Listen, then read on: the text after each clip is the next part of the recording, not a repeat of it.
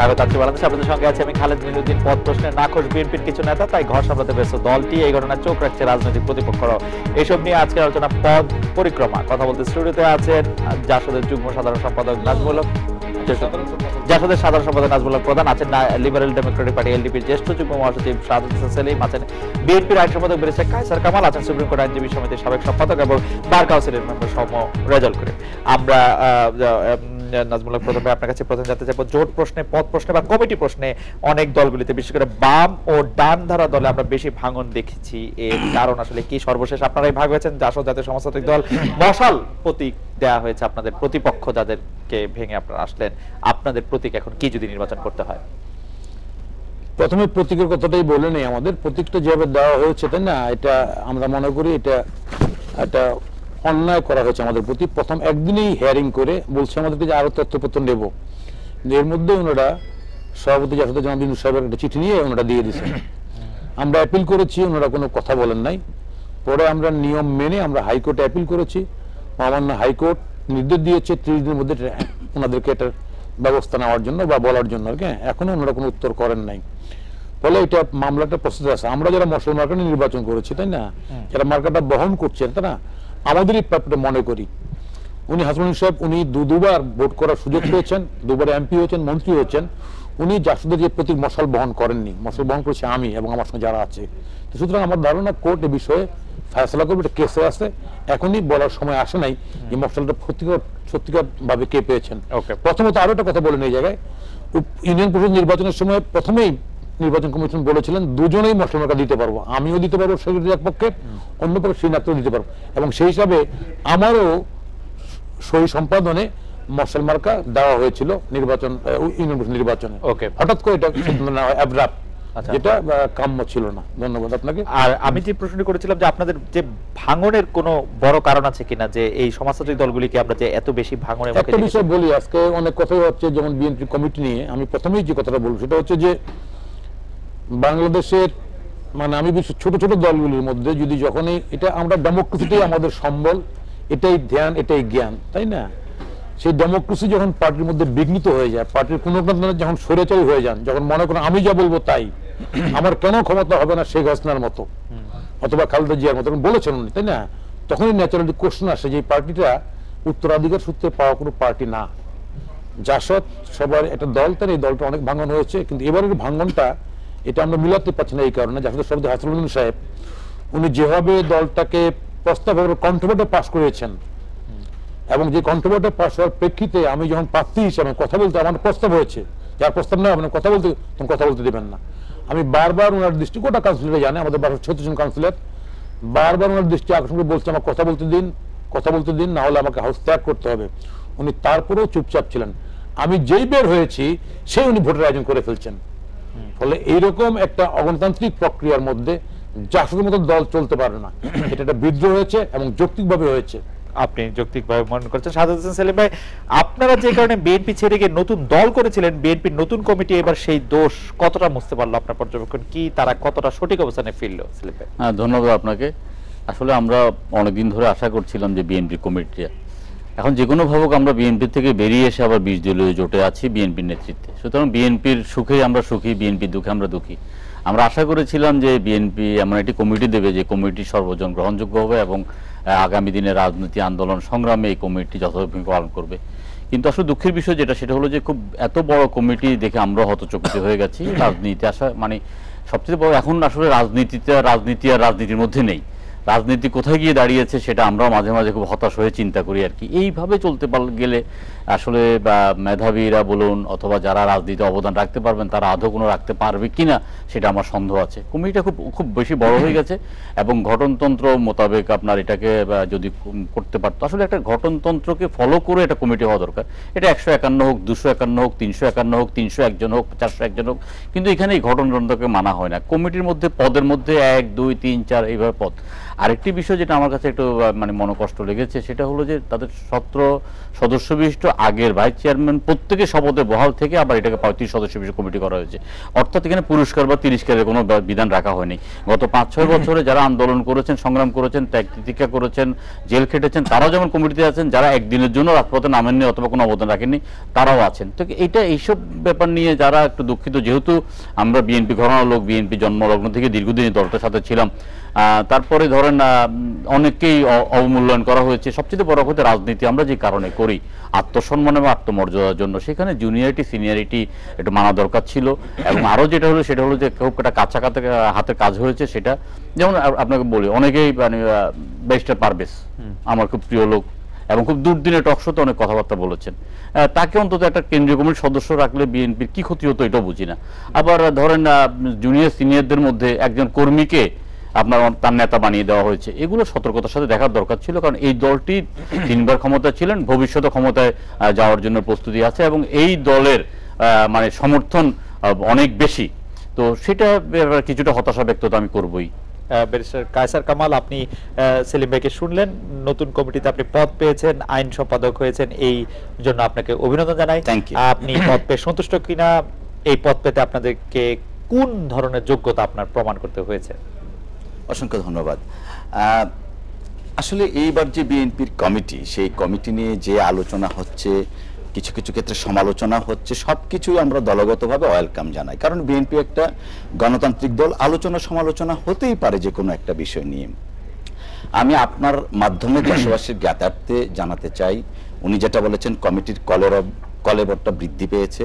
এই কমিটিতে আমাদের প্রত্যেকটা পেশা, যেমন আইনজীবী আছেন 77 জন, তারপরে শিক্ষাবিদ, ঢাকা বিশ্ববিদ্যালয় সহ বিভিন্ন বিশ্ববিদ্যালয়ের শিক্ষাবিদ আছেন 17 জন, প্রকৌশলী ইনক্লুডিং কম্পিউটার্স ইঞ্জিনিয়ার্স আছেন 18 জন, তারপরে ডাক্তার আছেন 19 জন, সাংস্কৃতিক কর্মী কয়েকজন আছেন, সাংবাদিক আছেন। অর্থাৎ সমাজের, রাজনীতির প্রত্যেকটা স্তরের রিপ্রেজেন্টেশন, প্রতিনিধিত্ব আমাদের এই কমিটিতে আছে।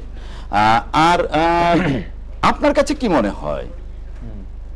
যদিও আমি কোশ্চেন করছি, মানে আমি যে একটা জাস্ট গ্ল্যান্স দিলাম, হোয়াট ডু ইউ থিংক? আমার কাছে যেটা মনে হয় যে আমি খুবই খুশি হয়েছি আপনি আইন সম্পাদক হয়েছেন। আপনাকে আমি অভিনন্দন জানাই। তবে যেটি শাহাদাত হোসেন সেলিম ভাই বলছিলেন সেই প্রসঙ্গে আমি আবার আপনার কাছে একটু আসতে চাই যে ট্রাই করি যদি এখন জি ওইটা যদি আপনি একটু বলেন যে সেলিম ভাই বলছিলেন যে যারা আসলে আন্দোলনের নেতৃত্ব দিয়ে ব্যর্থ হয়েছেন বা যারা আসলে কোনো সময় আন্দোলনে যান নাই, তাদেরকেও একই জায়গায় একই পদে রাখা হয়েছে, সেটি মানে কিরকম হলো? মানে আসলে এই গত এই বর্তমান সরকারের বিরুদ্ধে যে আন্দোলন সংগ্রাম হচ্ছে, এটা একটা ধারাবাহিক প্রক্রিয়া। আজকে দেখেন, গত 3-4 বছর আগে আমাদের পার্টির চেয়ারপারসন বলেছিলেন যে বিএনপি তরুণ, শিক্ষিত, মেধাবীদের দ্বারা নেতৃত্বে পরিচালিত হবে। আজকে এই বিএনপির কমিটিতে মোর দেন 80%, আই উড রাদার সে 80%-এরও বেশি ছাত্রদল থেকে উঠে আসা নেতৃত্ব এখানে এসেছে, তরুণ এবং মেধাবী। কিন্তু তাদেরকে কি আপনি নেতৃত্বে বলবেন না? 19 জনের স্ট্যান্ডিং কমিটির মধ্যে যে 17 জনের নাম ঘোষণা করা হয়েছে, তারা যারা বিএনপির নিউক্লিয়াস, সেটার মধ্যে তো আসলে কাউকে আমরা সেরকম দেখছি না। স্ট্যান্ডিং কমিটি যেমন আমাদের ছাত্রদলের সাবেক সহসভাপতি সালাউদ্দিন ভাই এসেছেন, ছাত্রদলের সাবেক সভাপতি সালাউদ্দিন ভাইকে অবশ্য ছাত্রদলের সাবেক সভাপতি না, মহসিন হল থেকে উনি ছাত্র রাজনীতি শুরু করেছেন। সেটা ঠিক আছে, কিন্তু সেটা তারপরে যুগ্ম মহাসচিব দেখেন, জি, ব্যারিস্টার মাহবুদ্দিন খুকন, হারুনুর রশিদ, খায়রুল কবির খুকন। অর্থাৎ আমাদের মাননীয় চেয়ারপারসন যে কথাটা বলেছিলেন যে বিএনপি হবে তরুণ এবং মেধাবীদের দ্বারা, সেটি কিছুটা বোঝা গেল। সেটা কিছুটা না, ঠিক আছে, সেটাই প্রমাণিত হয়েছে এই কমিটি গঠনের। ব্যারিস্টার কায়সার কামালের কাছে আমি আবার আসতেছি। অ্যাডভোকেট সোহরাব রোদেল করিম, আমরা বিএনপির কমিটি নিয়ে সমালোচনা মুখর দেখছি আওয়ামী লীগকে, অভিনন্দনের বদলে সমালোচনা। বিএনপির কমিটি কি একটু ভালো হয়ে গেল কিনা? খারাপ হলে তো আসলে আওয়ামী লীগের খুশি হওয়ার কথা। আওয়ামী লীগকে এত চিন্তিত মনে হচ্ছে কেন? আপনি কি বিশ্লেষণ? আওয়ামী লীগকে চিন্তিত মনে হচ্ছে, আমার যেটা স্টাডি, তার পূর্বে আমি অনুজ প্রতিম কায়সার কামালকে অভিনন্দন জানাই গুরুত্বপূর্ণ একটি পদ পাওয়ার জন্য। আমার কাছে মনে হয় যে আওয়ামী লীগ একটি রাজনৈতিক দলই না, একটা রাজনৈতিক ইনস্টিটিউশন। 68 বছর ধারাবাহিকতার মধ্য থেকে এই দলটি বাংলাদেশে প্রত্যাশা করে যে বাংলাদেশে আরো রাজনৈতিক দল থাকবে গণতান্ত্রিক চর্চার ক্ষেত্রে। সেই ক্ষেত্রে বাংলাদেশের সবচেয়ে বড় রাজনৈতিক দল আওয়ামী লীগের পরে বিএনপির অবস্থানটা।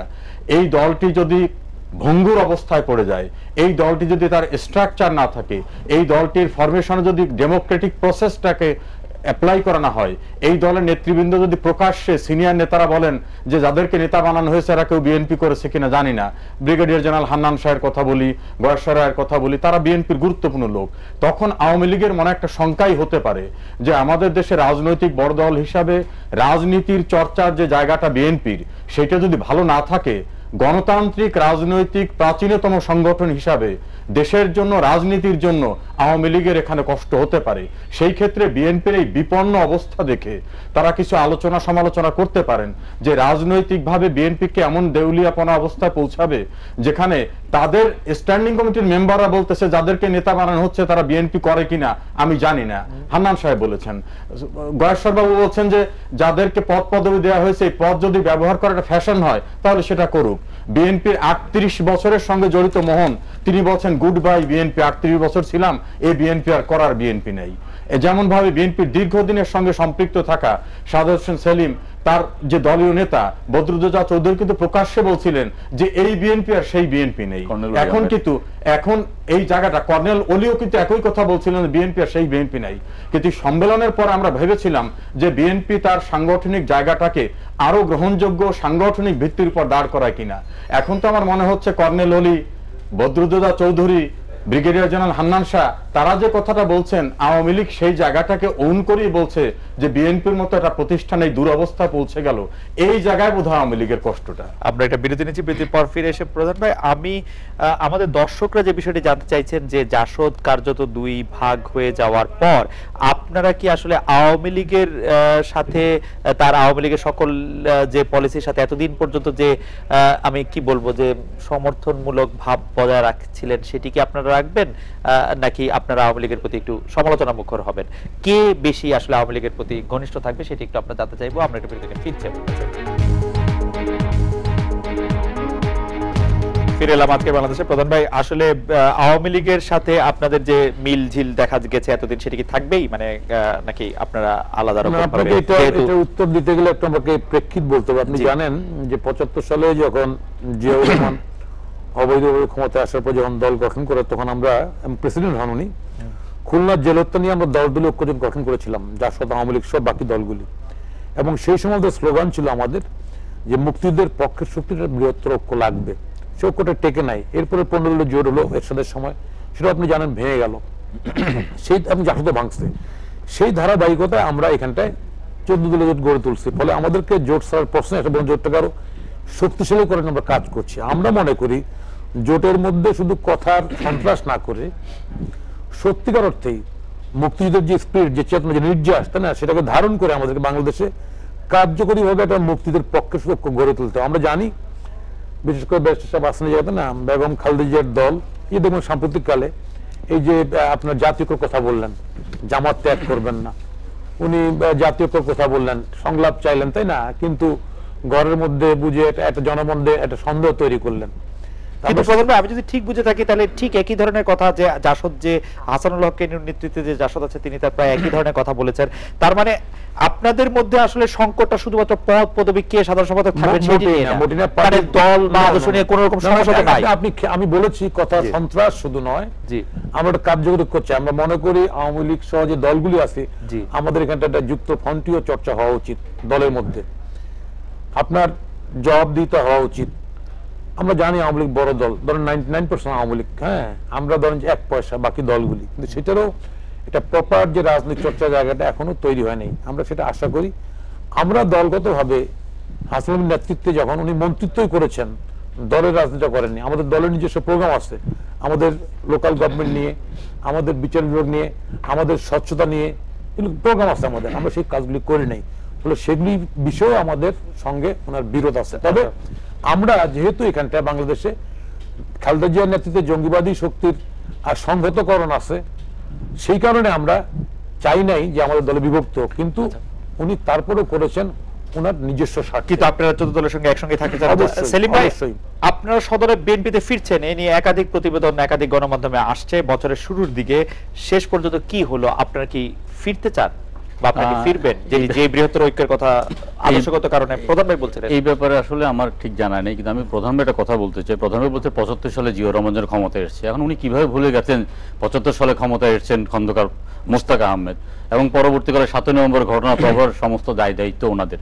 এখন কথা হলো যে মানে বেগম জিয়াকে প্রায় জামাতের কারণে মানে যে দোষারোপটা করা হচ্ছে, আমি মনে করি 1971 সালে জামাত যে দোষী এবং জামাতের যে শাস্তি হয়েছে 72 থেকে 75 পর্যন্ত সদ্য স্বাধীন একটি দেশে একটা নির্বাচিত সরকারের বিরুদ্ধে সশস্ত্র সংগ্রাম করার জন্য ঈদের জামাতে প্রকাশ্যে ব্রাশ ফায়ার করে জনপ্রতিনিধি হত্যা করার জন্য বাংলার মাটিতে এক সময় তাদেরও আমরা বিচার করব। এটা আর এই জাতীয় ঐক্যের ব্যাপার যেটা হচ্ছে, জাতীয় ঐক্য বেগম খালেদা জিয়া বাংলাদেশের ইতিহাসের সবচেয়ে নির্মম, নিষ্ঠুর এবং আপনার হতচকিত হওয়ার মতো একটি ঘটনার প্রেক্ষিতে কোনো ধরনের রাজনৈতিক কূটকৌশল, কোনো রাজনৈতিক বক্তব্য ছাড়াই একটা জাতীয় ঐক্যের কথা বলেছেন। জাতীয় ঐক্যর ব্যাপারটি এরকম, জাতীয় ঐক্যের প্রধান দুটি দলের মধ্যে যদি ঐক্য না হয় তাহলে জাতীয় ঐক্য হবে না। আওয়ামী লীগের নেতৃত্বে বিএনপিকে বাদ দিয়ে সমস্ত রাজনৈতিক শক্তি ঐক্যবদ্ধ হলে এটাকে জাতীয় ঐক্য বলা যাবে না। বিএনপির নেতৃত্বে আওয়ামী লীগকে বাদ দিয়ে সমস্ত রাজনৈতিক শক্তি এক হলো, এটাকে জাতীয় ঐক্য হবে না। দুটি রাজনৈতিক দল, প্রধান দুটি রাজনৈতিক দল এক জায়গায় বসে জাতিকে একটা মেসেজ দেওয়া দরকার ছিল। আমাদের দুর্ভাগ্য আমরা সেটা পারিনি। আমরা আমাদের অবস্থান থেকে জঙ্গিবাদের বিরুদ্ধে আমরা লড়াই করছি। আমরা আমাদের অবস্থান থেকে আপনি একটু বলেন যে ধরেন জঙ্গিবাদের সাথে তো আওয়ামী লীগ বিএনপি কেউই জড়িত না। জি। তো আওয়ামী লীগ আর বিএনপি তো এই ক্ষেত্রে প্রতিপক্ষ না। জি। তো তারা যদি প্রতিপক্ষ না হন, তাদের ঐক্য একতাটা কেন তো দরকার? না, আমরা মনে করেছিলাম যে এই যে একটা জঙ্গিবাদের যে উত্থানটা এবং মেধাবী ছাত্ররা যেখানে বিপথে গিয়ে আপনার যে হত্যাকাণ্ডে মেতে উঠেছে এবং নিজেরা মানে যারা জীবন দিচ্ছে, এই ব্যাপারটা নিয়ে সমস্ত জাতি যদি একটা মেসেজ দিতে চেয়েছিলাম আমরা, কোনো অবস্থা সমস্যা নেই। আওয়ামী লীগ তার নেতৃত্বে জঙ্গিবাদের বিরুদ্ধে অবস্থান নেই, বিএনপি তার নেতৃত্বে জঙ্গিবাদের, বাংলাদেশের দুটো রাজনৈতিক দল দুটো ধারায় বিভক্ত।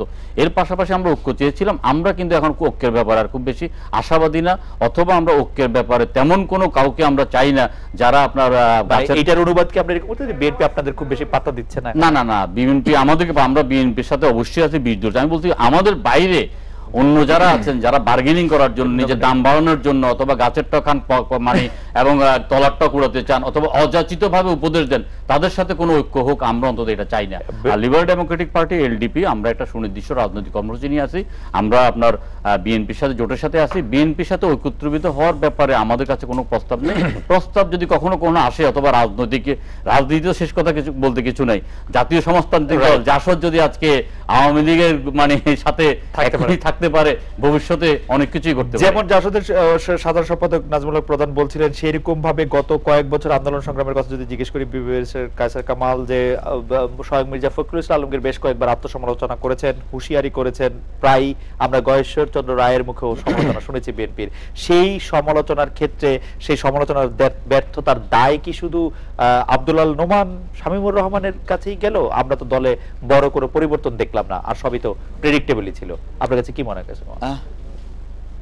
ঠিক আছে, আপনার কথাটা, এটা দুইজনের রেফারেন্স দিয়ে বলেছেন, কবে বলেছেন আমার ঠিক খেয়াল নেই। তবে এর আগে আমি আমাদের শ্রদ্ধেয় বড় ভাই প্রধান ভাই ওনার জ্ঞাতার্থে সবাইকে একটু, যে শহীদ রাষ্ট্রপতি জিয়াউর রহমান স্বাধীনতার ঘোষক, উনি সম্পূর্ণ গঠনতান্ত্রিক ভাবেই দেশের রাষ্ট্রপতি হয়েছিলেন, অতএব অবৈধভাবে এসেছিলেন, এইটা আমরা মানতে রাজি না। গঠনতান্ত্রিক ভাবে কি আসলে আপনি যদি আমরা সেই বিতর্কে যদি যেতে চাই, আমরা সেটা মানে এটা টেকনিক্যাল কারিগরি বিতর্কে একটা হতে পারে, কিন্তু পরের থেকে আপনি ঘটনা প্রবাহ দেখেন। কিন্তু আপনি সর্বোচ্চ আদালতের একজন বিশিষ্ট আইনজীবী, আপনি নিশ্চয়ই জানেন যে তার এই ক্ষমতা গ্রহণটাকে আসলে আদালতের পক্ষ থেকে তাকে এটি অবৈধ ক্ষমতা গ্রহণ বলা হয়েছিল। সেটাকে আপনি মানবেন কি মানবেন না সেটা আপনার ইচ্ছা। এটা রাজনৈতিক বিষয়। আমাদের তো আদালতের কথা না না, আমাদের প্রবণতা হচ্ছে কি রাজনৈতিক বিষয় আদালতে চলে যায়। রাজনৈতিক বিষয় রাজনৈতিক ভাবে ফয়সালা হওয়া উচিত। যেমন তত্ত্বাবধায়ক সরকারের প্রশ্নে দেখেন, প্রথম আলো তখন সময়ে 2013-এ বলেছিল জরিপের মাধ্যমে যে 95% মানুষ চায় তত্ত্বাবধায়ক সরকার। কিন্তু বেশি কাছাকাছি যে সময় ত্রয়োদশ সংশোধনী বলে তত্ত্বাবধায়ক সরকার সংবিধানে ছিল, তখনও তো তত্ত্বাবধায়ক সরকার অধীনে নির্বাচন করা সম্ভব হয় নাই। রাষ্ট্রপতি ইয়াজউদ্দিন আহমেদকে দায়িত্ব নিতে হয়েছিল প্রধান উপদেষ্টা, আপনার নিশ্চয়ই মনে থাকবে। নিশ্চয়ই মনে আছে। সেইটা থাকা না থাকা আসলে কোনো কিছু মিন করে না।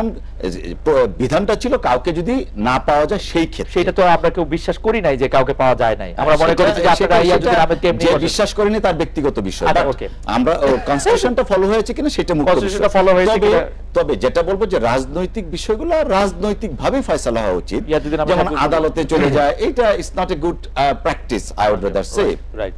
ধরেন আপনার ইংল্যান্ড বা আমেরিকায় দেখেন পলিটিক্যাল বিষয়গুলো পলিটিক্যালি সেটেলড। হ্যাঁ, যদি ইলেকশন নিয়ে ডিসপিউট হয় সেই ক্ষেত্রে আদালতে যেতে পারেন। যাই হোক, যে প্রসঙ্গে আসছি সেই প্রসঙ্গে বলি আমরা। দেখেন, বিএনপির আজকে কমিটি হয়েছে, সেই বিষয়ে আলোচনা সমালোচনা হচ্ছে। লাস্ট আওয়ামী লীগের কাউন্সিলের পরে তোফায়েল আহমেদ সাহেব, আমির হোসেন আমর সাহেব, সুরঞ্জিত সেনগুপ্ত, মরহুম আব্দুর রাজ্জাক, ওনাদেরকে উপদেষ্টা করা হয়েছিল। ঠিক আছে, আমার স্পষ্ট মনে আছে এটিএন নিউজে মুন্নি সাহার একটা এক্সক্লুসিভ প্রোগ্রামে তোফায়েল সাহেব অন ইয়ারে কষ্ট করে কেঁদেছিলেন। আজকে উনি মন্ত্রী। তো রাজনীতি এটা স্ট্যাটিক না, অলওয়েজ চলমান। আব্দুর রহমান বিশ্বাস, সরি আমি দুঃখিত, অ্যাডভোকেট আব্দুল হামিদ মহামান্য রাষ্ট্রপতি, উনি কি কখনো আওয়ামী লীগের প্রেসিডেন্ট মেম্বার ছিলেন? আজকে দেখেন সরকারের অনেক মন্ত্রী আছে, কে কোন পদে ছিলেন? আমরা যেটা বোঝাতে চাচ্ছি সেটা হলো যে রাজনীতিটা একটা চলমান প্রক্রিয়া। সেই ক্ষেত্রে কে কখন কতটুকু পেল সেটা বিবেচনা না করে আমরা রাজনৈতিক কর্মী হিসাবে কাজ করে যাব। নোমান সাহেবের কথা বলেছেন, উনি বিএনপি জন্মলগ্ন থেকে আছেন, দল থেকে উনি এমপি হয়েছেন, মন্ত্রী হয়েছেন, ভাইস চেয়ারম্যান হয়েছেন। ভবিষ্যতে উনি আরো অনেক কিছু হতে পারেন, আরো সম্মানিত হতে পারেন। ঠিক তেমনিভাবে প্রত্যেকটা কর্মী স্ব জায়গা থেকে মূল্যায়িত হচ্ছে। হ্যাঁ, কখনো কারো ক্ষোভ থাকতে পারে, সেই ক্ষোভটা বিক্ষোভ না। আমাদের চেয়ারপারসন সবাইকে বলেছেন যে হ্যাঁ, এটা থাকতে পারে, আস্তে আস্তে এটা আমরা সলিউশন নিজেদেরটা নিজেরা করে নিব। তবে একটা জিনিস আমি খুব আশ্চর্য হই, সেটা হলো বিএনপির কমিটি আজকে আওয়ামী লীগের নেতা কর্মীরা বা বিভিন্ন পর্যায়ের নীতি নির্ধারকরা এত কেন যে এই হয়েছে সেই হয়েছে, আমি একটু রেজা ভাইকে এই প্রশ্নটারই ধারাবাহিকতা জিজ্ঞেস করতে চাই। যে প্রথমে আমি এটা আপনার কাছে জানতে চেয়েছিলাম যে এত কেন মনে হচ্ছে বিএনপির কমিটিটা নিয়ে একটু বেশি আলোচনা করছে আওয়ামী লীগ, আপনার কাছে কি মনে হয়? খুব পরিষ্কার কথা আমি পূর্বেও বলেছি, বাংলাদেশের রাজনীতিতে যে সকল রাজনৈতিক দলগুলি রাজনীতি চর্চা করছে এর ভিতর ৬৮ বছরের পুরানো রাজনৈতিক প্রতিষ্ঠান বাংলাদেশ আওয়ামী লীগ বাংলাদেশে গণতান্ত্রিক সকল আন্দোলনের নেতৃত্ব দিয়েছে, মুক্তিযুদ্ধের নেতৃত্ব দিয়েছে, সর্বত্র স্বাধীন বাংলাদেশের প্রতিষ্ঠার মূল নেতৃত্বে তারা বাংলাদেশে চায় গণতান্ত্রিক রাজনীতি চর্চা হতে হলে সে দেশে আরো রাজনৈতিক দল দরকার। সেই আরো রাজনৈতিক দলের ভিতর বিএনপি একটি বড় রাজনৈতিক দল। বিএনপি তার রাজনৈতিক পলিসিতে বারবার ভুল করতে করতে যখন বিভিন্নভাবে বিপথে চলে যাচ্ছে, এটা নিয়ে তারা সংশয় প্রকাশ করেছে যে বড় একটা রাজনৈতিক দল না থাকলে রাজনীতি চর্চা হবে না। আমরা তো বেশিরভাগ জায়গায় দেখছি যে বিএনপি ছাড়াই তো মানে আওয়ামী লীগ বেশি কমফোর্টেবল পার্লামেন্টে বাইরে। কখনো বিএনপি ছাড়া কমফোর্টেবল না। আওয়ামী লীগ মনে করে বিএনপি যদি রাজনীতির স্বাভাবিক গতি থেকে বিপথে চলে যায়, সেই জায়গাটায় বিএনপি যদি এগিয়ে না আসে, আওয়ামী লীগ তো তাদেরকে পালকিত করে বা জোর করে নিয়ে আসার মতো অবস্থান নাই, কিন্তু এই জন্য কমফোর্ট ফিল করে না। আওয়ামী লীগ কিন্তু বারবার বলে বিএনপিকে মূল রাজনীতির স্রোতে ফিরে আসার জন্য, যুদ্ধ অপরাধীদের ত্যাগ করার জন্য, স্বৈরাচারী চিন্তা চেতনা পরিহার করার জন্য, দেশ ধ্বংসের রাজনৈতিক পরিকল্পনার যে রাজনৈতিক আন্দোলনের প্রোগ্রাম সেইগুলোর থেকে ফিরে আসার জন্য। আওয়ামী লীগ কিন্তু বিএনপিকে ছাড়া কমফোর্ট ফিল করে, এইটা ঠিক নয়। বিএনপি ছাড়া কমফোর্ট ফিল করে মানে আওয়ামী লীগ তো বিএনপিকে এক ধরনের রাইট অফই করে দিয়েছে। বিএনপি নিজেই যদি অন্ধগলিতে চলে যায়, আওয়ামী লীগ জোর করে তাদেরকে ফিরে, যেমন বিএনপির মহাক্রান্তিকালে তাদের কাণ্ডারি হিসাবে। আপনি যেহেতু অলংকারিক কথা বলছেন সেটা বলি, বিএনপি যখন অন্ধগলিতে যায় আওয়ামী লীগ কি করে? মানে অন্ধকারের ওদিকে পথ দেখায়, লাইট দেখায়? না, পথ দেখায় না। বাংলাদেশ মুক্তিযুদ্ধের ভিতর সৃষ্টি, বিএনপি কে বারবার আওয়ামী লীগ বলে মুক্তিযুদ্ধ বিরোধী লোকদের বাদ দিয়ে তোমরা স্বচ্ছ রাজনীতিতে আসো। এটা কি ওরকমই থাক, আওয়ামী লীগের তো সুবিধা যাতে না। না, আওয়ামী লীগের সুবিধা না। আওয়ামী লীগ চায় প্রতিদ্বন্দ্বী থাকুক, রাজনৈতিক চর্চা হোক। আমি যেটা বলছিলাম খালেদ মহিউদ্দিন, যে মহাদুর্দিনের কাণ্ডারি হিসাবে প্রফেসর এমাজউদ্দিন, গণস্বাস্থ্য কেন্দ্রের জাফরুল্লাহ চৌধুরী, তারা বিএনপি কে বারবার আহ্বান জানিয়েছেন, বিএনপির বুদ্ধিজীবীরা যেদের পরিত্যাগ করা হোক। বিএনপি এখন তাদেরকেই বয়কট করে। আওয়ামী লীগ পন্থী অনেক বুদ্ধিজীবী বারবার আহ্বান জানিয়েছেন যে জামাতকে নিষিদ্ধ করা হোক, সেটিও তো রাজনৈতিক ফায়দার জন্য আওয়ামী লীগ করছে না। বিভিন্ন মার্চ ডিসেম্বর নিষিদ্ধের জায়গাটা একটা জায়গা, নিষিদ্ধের জায়গাটা যে আহ্বান জানাচ্ছে সেটা প্রক্রিয়ার ভিতরে। আমাদের মাননীয় আইনমন্ত্রী কিন্তু ভেরি রিসেন্টলি বলছেন যে নেক্সট পার্লামেন্টে নিষিদ্ধ করার বিল আসছে। এরকম নেক্সট পার্লামেন্ট অনেকগুলি দেখেছি আমরা এটা বিরোধী ফিরছি আবার আপনাদের কাছে। ফিরে এলাম আজকের বাংলাদেশে। জনাব নাজমুল হক প্রধান, আপনি এটিকে কিভাবে দেখেন যে জামাতকে নিষিদ্ধ করার কথা, ছেড়ে দেওয়ার কথা বিএনপিকে বারবার আওয়ামী লীগ আহ্বান জানাচ্ছে, কিন্তু নিষিদ্ধ করার উদ্যোগটি একটা বিষয় এমনি বলেন নেই আপনার। প্রথমে আমাকে সেলিম সাহেবের কথা উত্তর দিতে হবে। উনি 72 থেকে 75-এর যারা বাংলাদেশে বিশৃঙ্খলা করছে ওদের বিচার করার কথা বলছেন। যারা মুক্তিযুদ্ধের 71-এর হত্যাকাণ্ডের বিচার যারা সমর্থন করে না তাদের মুখে এই কথা শোভা পায় না। এটাকে আড়াল করার একটা প্রচেষ্টা। ফলে আমি অনুরোধ করবো এই ধরনের কথা না বলার জন্য। আর যদি সাহস থাকে তাহলে ওইটাও বলেন, এটা বলে মাঠে দাঁড়ান। আমার বিশ্বাস বাংলাদেশের গণতান্ত্রিক মানুষ এটাকে ওয়েলকাম করবে। দ্বিতীয় কথা হচ্ছে আপনি যেটা বললেন, কি বিষয়টা যেন বললেন? আমি বললাম যে জামায়াতের প্রসঙ্গে জামায়াতের প্রশ্ন। আপনি দেখবেন এখানটায় অলরেডি বাংলাদেশের দুটা স্থানীয় নির্বাচন হয়ে গেছে। একটা হচ্ছে পৌরসভা মিউনিসিপাল কর্পোরেশন নির্বাচন এবং একটা হচ্ছে ইউনিয়ন পরিষদ নির্বাচন। এবং দুটো নির্বাচনেই আপনার ওই দাঁড়িপাল্লা মার্কাটি নেই। সে তো নির্বাচন কমিশন নিষিদ্ধ করেছে বলে নিষিদ্ধ করে, তাই না? তাহলে আপনি ধরে নিতে পারেন যে নির্বাচন করার ক্ষেত্রে মার্কা নিষিদ্ধ হয়ে গেছে। এখন রাজনৈতিকভাবে নিষিদ্ধ হওয়ার বিষয়টি আছে। এই তো বিষয়টা আপনার এখানটায় বিএনপির আকাঙ্ক্ষাটা কি? ওনারা জোটে রাখবেন আর বলবেন কথা প্রসঙ্গে, তারা নিষিদ্ধ করে না কেন? নিষিদ্ধ তো করেই দিচ্ছে নির্বাচন কমিশন।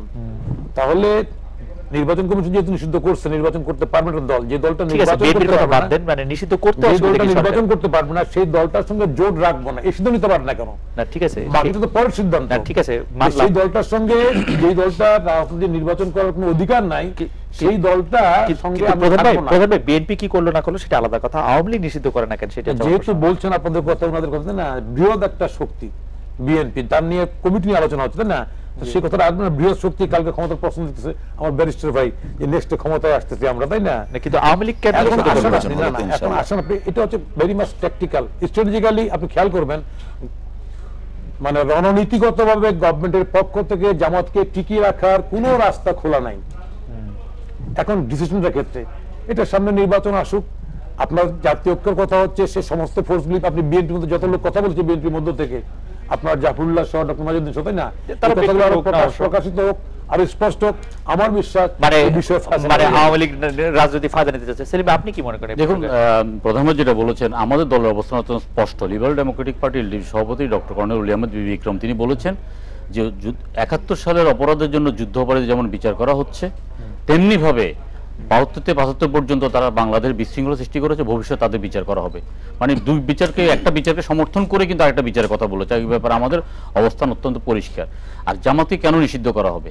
নিষিদ্ধ যদি এই কারণে, মানে আমরা দাবি করি যে জামাত একটি জঙ্গি সংগঠন, অথবা জঙ্গি পৃষ্ঠপোষকতা, অথবা তারা দেশের সন্ত্রাসের পৃষ্ঠপোষকতা, তাহলে তো জামাতকে নিষিদ্ধ করে, রাজনৈতিকভাবে নিষিদ্ধ করে তাদের অবস্থান থাকা দরকার জেলের মধ্যে। তারা তো মানে এখানে জনসমাজকে বিচরণ করার কথা না।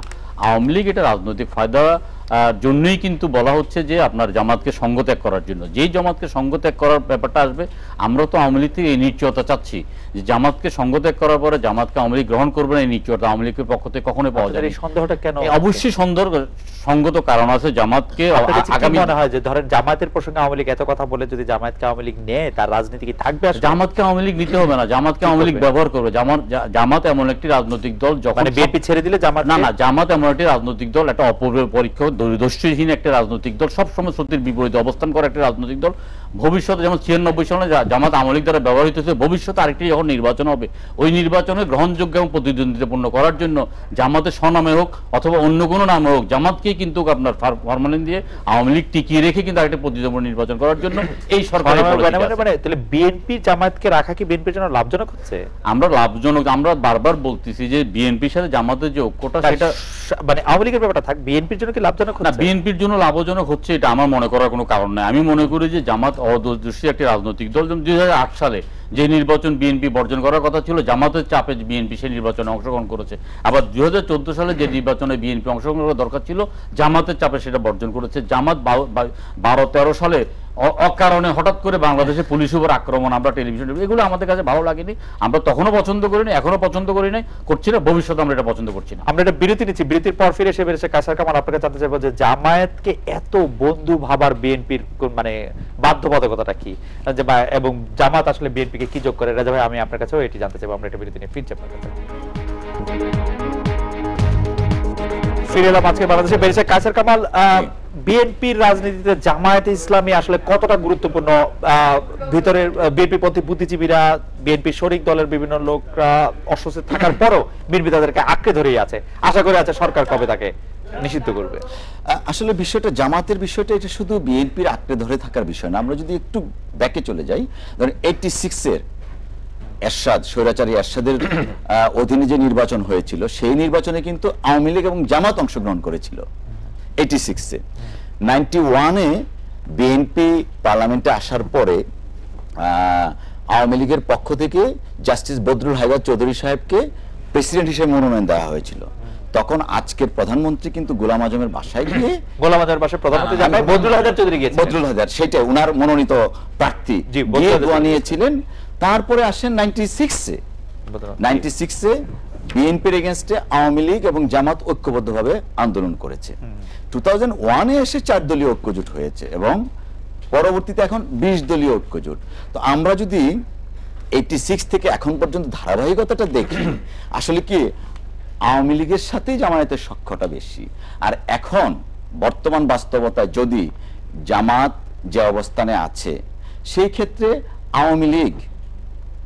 আওয়ামী লীগেরই উচিত রোলটা প্লে করা, জামাতকে নিষিদ্ধ করা আইনের মাধ্যমে।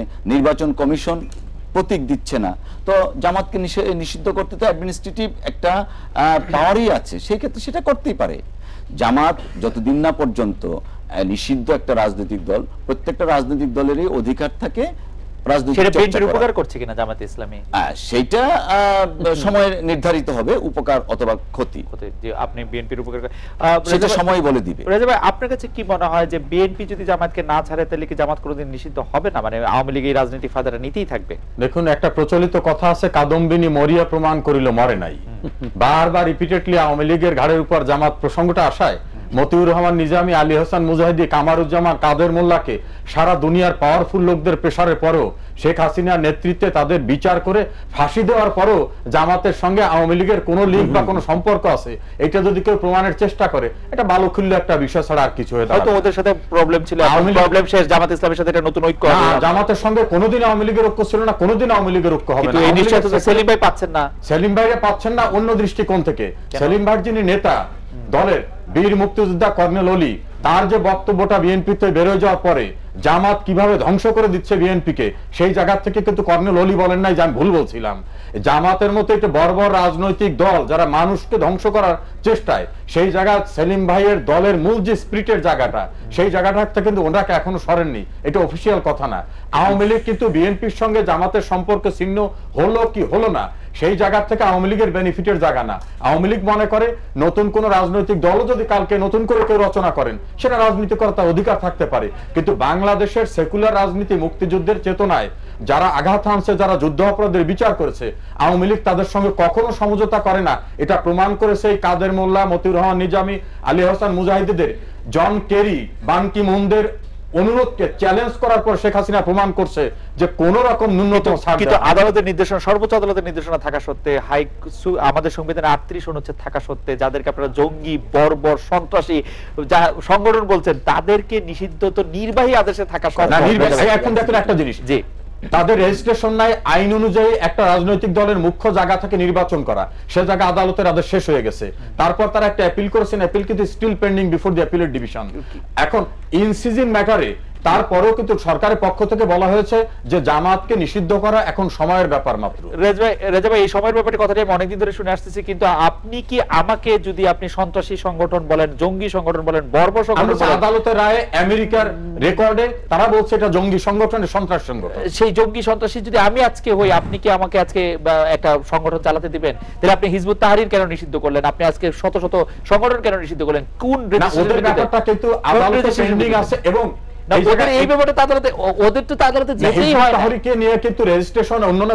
ইলেকশন কমিশন, হাইকোর্ট এবং অ্যাপিলেট ডিভিশনে পেন্ডিং একটা ম্যাটার না। কিন্তু একটা সংগঠনকে নিষিদ্ধ করার জন্য তো 38 যথেষ্ট, মানে এটা তো আপনার সঙ্গে আমি পরিপূর্ণভাবে একমত, কিন্তু একটা জায়গায় লক্ষ্য করেন, জামাতের অপরাধমূলক কর্মকাণ্ডের যে বিচার, যে সাহসের সঙ্গে আওয়ামী লীগ বিচার করছে, তার জন্য আওয়ামী লীগ কোনো সংশয় আওয়ামী লীগ থাকতে পারে। এই গত 2-3 বছর ধরে একটু সংশয় হচ্ছে, মানে সেলিম ভাইয়ের, আমার সংশয় আগে ছিল না, সেলিম ভাইদের কথায় আমার একটু সন্দেহ হচ্ছে। কাদম্বিনী মরিয়া প্রমাণ করলো মনে নাই, এরপরে আপনাদের সংশয় যে রোলটা আওয়ামী লীগ প্লে করেছে তাদের বিচারের মধ্যে আওয়ামী লীগ যে রোলটা প্লে করেছে তার চেয়ে বেশি আওয়ামী লীগ রাজনীতি ফায়দা পেতে চাইছে কিনা আপনি দেখেন, বারবার বিএনপি কে রাজনীতি, বিএনপির সঙ্গে জামাতকে ব্রেক। আমি বলছি যদি জামাত বাংলাদেশের রাজনীতি করে, জামাত যে কোনোদিন আওয়ামী লীগের রাজনীতি সহায়ক হবে না, কোনোদিন আওয়ামী লীগকে ভোট দিবে না, এই জন্য আওয়ামী লীগের পলিটিক্স বদলে হবে না করে না না নাম বদলাইলে ওদের মৌলিক যে জায়গাটা, ওদের যে স্পিরিটটা, ও যদি জামাত ইসলাম বাদ দিয়ে কালকে বলে অন্য কোন নামে আসে, সমকাল একটা নিউজ আসছিল, তাতেও কোনোদিন আওয়ামী লীগ করা ছেড়ে দেবে যে আমাদের নেতাদের ফাঁসি দিচ্ছে। কিন্তু আওয়ামী লীগকে কোনোদিন আওয়ামী লীগের স্পিরিট এখন কি আর এমন আলাদা? আওয়ামী লীগের স্পিরিটটা এখনো মুক্তিযুদ্ধের চেতনার অসাম্প্রদায়িক বাংলাদেশের যে কনসেপ্টটা, সেই জায়গাটাকে আওয়ামী লীগ ধারণ করে, সেটা আওয়ামী লীগ প্রমাণ করেছে। 44 বছরের রাজনীতির পরে আওয়ামী লীগ বিচার করে কিন্তু সেটা প্রমাণ করে না, সেই ব্যাপারটা সেটা প্রমাণ করেছে। কিন্তু প্রথমে আপনার কাছে কি মনে হয় যে আওয়ামী লীগ মুক্তিযুদ্ধের যে চার নীতি সেটা একটা বিষয় বলি, আমরা দেশটাকে চাইছিলাম, মুক্তিযুদ্ধ হয়েছিল আমরা একটা ফুলের বাগান চাইছিলাম, আর পাকিস্তান ছিল গোলাপ ফুলের বাগান, মুসলমানদের আবার এই যে ফুলের বাগান চেয়েছিলাম অসাম্প্রদায়িক রাষ্ট্রতে, না সেই চেতনাটাই বাস্তবায়ন করেন। এখানে বৃহত্তর মুক্তিযুদ্ধের পক্ষে ঐক্য হয়েছে, আমরা আরো ঐক্য চাই, এবং আমরা মনে করি বিএনপি সেই চেতনা নিয়ে, ইনারাও কর্নেল সাহেব বীর মুক্তিযুদ্ধ এই চেতনা নিয়ে বঙ্গবন্ধু শেখ হাসিনা বলছে যে আমি শেখ হাসিনার সঙ্গে আছি, তাই না? আমি জানি, আশা করছি এনারাও সেই চেতনা নিয়ে এগিয়ে আসে। আমার ধারণা বাংলাদেশটা মুক্তিযুদ্ধ যে কারণে হয়েছিল সেই দেশটা একটা ফুলের বাগানের মতো বাংলাদেশটা হোক, চেতনা নিয়ে। সেলিম ভাই কি মনে করছেন? আমরা তো অবশ্যই মনে করি যে বাংলাদেশ এখন যে সংকটের মধ্যে আছে, এই যে আপনার ভয়াবহ একটা সংকটের মধ্যে আছে, সমস্ত স্কুলগুলো এখন পর্যন্ত বন্ধ, কিন্তু বুঝছেন আপনার বিনিয়োগের ছবির, এবং আমরা খুব আতঙ্কের মধ্যে আছি। এই আতঙ্ক দূর করার জন্য আমরা আমাদের অবস্থান থেকে যদি কাউকে সহযোগিতা করতে হয়, সরকার যদি আমাদের সহযোগিতা কামনা করে, আমরা অবশ্যই সবার আগে দেশটাকে বাঁচাতে হবে। কিন্তু এটা নিয়ে ব্লেম গেম, একজন আরেকজনকে দোষারোপ করা, রাজনৈতিক ফায়দা নেওয়াটা, আমি একটু ওই জায়গায় যেতে চাই যে আসলে কি মুক্তিযুদ্ধের চেতনা বা মুক্তিযুদ্ধের চার মূল নীতিটা কি আমাদের সকল দলের মধ্যে কি এই ব্যাপারে ঐক্যমত প্রতিষ্ঠা করা সম্ভব?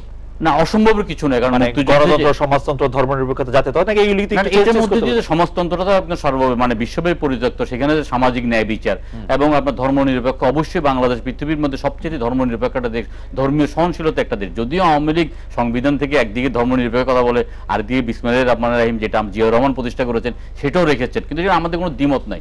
আমরা মনে করি যে যেই চেতনাটা, অর্থাৎ মানে একটা গণতান্ত্রিক একটা পরিবেশ, গণতন্ত্রটা এখন ভুল নীতিত। গণতন্ত্র হলো যে আমি কথা বলবো, আপনি কথা বলতে পারবেন না, এটাই গণতন্ত্র। এবং আওয়ামী লীগ কখনোই গণতন্ত্রে কমফোর্ট ফিল করেছে, এটা আমরা মনে করি না। এখনো কিন্তু পাচ্ছে না। এরকম একটি গণমাধ্যমে আপনি সরাসরি এই কথা বলছেন, তারপর আপনি বলছেন যে গণতন্ত্র সার্বিক বিষয়। আপনি দেখেন, আমি যেটা বললাম যে ঠিক আছে, জঙ্গিবাদের বিরুদ্ধে জাতীয় ঐক্যের প্রয়োজন নাই, আর বিএনপির অবস্থান থেকে আপনি কর্মসূচি পালন করুক, আওয়ামী লীগ আওয়ামী লীগ, কিন্তু বিএনপিকে তো সেভাবে কর্মসূচি পালন করতে দেওয়া হচ্ছে না। আপনি দেখুন না 35টা অনলাইন বন্ধ করে দিয়েছে, তো সরকার তো সহনশীল না, এক্ষেত্রে তো সরকারকে সহনশীল হতে হবে। আমি একটা কথা বলি যে 35টা অনলাইন বন্ধ করে দেওয়া হয়েছে, তার বেশিরভাগই আসলে আপনি আমি নাম শুনি না, আমি জানি না, এবং বাংলাদেশ এরকম অনলাইন পত্রিকা শেষ খবর পর্যন্ত 4000 বা 4500 5,000। আমার দেশটা কি অন্যায় করেছে বলেন? আমার দেশটা একটা মানসম্পন্ন একটা অনলাইন পত্রিকা ছিল। আমার মনে হয় যে ব্যারিস্টার কায়সার কামালের কাছে আসি, যে ব্যারিস্টার কায়সার কামাল, আপনার কাছে কি মনে হয় যে বিএনপি যতটা জাতীয় ঐক্যের কথা মুখে বলছে, সেরকম কোন কর্মসূচি কি দেখতে পাচ্ছেন? আমাদের 30 সেকেন্ড সময় আছে। না না, আপনার কোন কর্মসূচি, মানে আপনারা কেমন জানি একটু না বিএনপি তো পেশাজীবীদের সাথে মত বিনিময় করছে, জাতীয় ঐক্যের আহ্বান আমাদের দেশনেত্রী বেগম খালেদা জিয়া জানিয়েছেন, এবং এটা অব্যাহত আছে বিভিন্ন সেক্টরে। ফিগার অফ স্পিচ, মানে এই ব্যাপারে তো উনি সিরিয়াস না? না, of course she is serious. কেন, কিভাবে সিরিয়াস? মানে উনি প্রত্যেকটা প্রতিনিধির সাথে কথা বলছেন, বিভিন্ন এই যে কাদের সিদ্দিকী সাহেবকে দেখা করেছেন। সিরিয়াস না, সেইটার ব্যাপারটা হচ্ছে যে উনাকে যেই প্রস্তাবগুলি দিচ্ছেন জাফরুল্লাহ সাহেব তার আওয়ামী লীগ করছেন না, বা এমাদুদ্দিন সাহেব সেটিকে তার নিজের মতামত বলে চাপিয়ে দিচ্ছেন। উনি সাবেক প্রধানমন্ত্রী, একটা দলের সর্বোচ্চ ব্যক্তিত্ব, অতএব বিভিন্ন সেক্টর থেকে প্রস্তাব আসবেন, সেই প্রস্তাবের আলোকে উনি সিদ্ধান্ত নেবেন। তবে ওনার যে স্টেপস গুলা দেখছেন সেটা জাতীয় ঐক্য। দেখেন, শহীদ রাষ্ট্রপতি জিয়াউর রহমান স্বাধীনতার ঘোষণা দিয়েছিলেন, বিএনপি একমাত্র সবচেয়ে বড় মুক্তিযোদ্ধাদের দল। আজকে এই যে কমিটি আছে, দেখেন এখানে কতজন মুক্তিযোদ্ধা আছে, বীর বিক্রম, বীর উত্তম, বীর প্রতীক, বিভিন্ন সেক্টরে যে মুক্তিযোদ্ধারা আছে, যুদ্ধ অপরাধের ছেলেরা আছে, যারা আদালতে, সর্বোচ্চ আদালতে প্রমাণিত, কর্ম হোক ভালো, রাইট, জন্ম হোক যথাযথ কর্ম হোক ভালো। মুক্তিযুদ্ধের মূল প্রেমিসটাকে উনি অস্বীকার করেছেন, মুক্তিযুদ্ধের ঘোষক জিয়াউর রহমান। স্বাধীনতার ঘোষক। আমরা আমরা আমরা আমরা রেজাবের কাছে শেষ 20 সেকেন্ড একটু শুনতে চাই, যেটা আপনি ঐক্যের কোনো দরকার দেখেন কিনা, সুযোগ দেখেন কিনা? আমি দেখি ঐক্যের প্রয়োজন আছে। মুক্তিযুদ্ধের চেতনায় বাংলাদেশের মানুষ যারা এই সেন্টিমেন্টকে লালন করে, ধারণ করে, চর্চা করে, তাদের ঐক্যের প্রয়োজন আছে।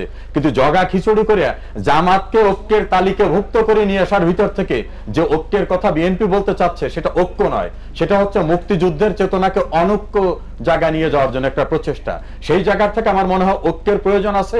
বিএনপিকে বুঝতে হবে ভুল রাজনীতির ধারাবাহিক পথের ভিতর থেকে বিএনপি যতটা তাদের শক্তি, রাজনীতি, ইমেজ সংকট করেছে, এই ইমেজ সংকট থেকে তাদের বেরিয়ে আসতে হবে। শেষ কথা শুনতে চাই। বেগম খালেদা জিয়া উনি প্রধানমন্ত্রী ছিলেন, উনি বিএনপিটাকে জঙ্গিবাদী এবং 71-এর রাজাকারদের অভয় আশ্রম তৈরি করছেন, যার কারণে উনি এই সঠিকভাবে গণতন্ত্রের জন্য একটা ভালো কমিটি উপহার দিতে পারেন নাই। এই কথাটা বিএনপি লোকেরাই বলতেছে। সেলিমে শেষ না না, এই ব্যাপারটা তো ঠিক বারবার মানে বেগম খালেদা জিয়া জঙ্গিবাদের পৃষ্ঠপোষক বা জঙ্গিবাদের পৃষ্ঠ, এটা আমি ব্যাপারটা বুঝি না। এই যে আক্রমণ, আমি ব্লেম করা উচিত। দেখেন, ব্যক্তিগত পর্যায়ে আনতে চাই না। আজকে যে কয়েকজন জঙ্গি জি দুঃখজনকভাবে বিভিন্ন জায়গায় তাদের অনেকে আওয়ামী লীগের আওয়ামী লীগ, অনেকেই না, তাদের মানে কেউ কেউ। অন্য না, আমি অনেকেই আওয়ামী লীগের না, না, আমি পরিবার, তাদের সাথে তাদের সেই লাশ তাদের পরিবারও আনতে যায় না। না, আমি তাদের এটা সেটা অন্য কথা। আমি এটাকে ধারণা আমরা করি শেষ না। করে দিই, আমরা আমরা শেষ করে সেভাবে দিই। যেতে চাই না। এটা দেশ আমাদের, আমাদের সকলকে নিয়ে দেশকে আগে নিয়ে যেতে হবে। Blame game সেলিম এবং বন্ধ রাজগুলো করতে হবে। আপনাদের অনেক ধন্যবাদ দিয়েছিল। আজকে আপনাদের সাথে দেখা হচ্ছে আগামীকাল এই সময়। শুভরাত্রি।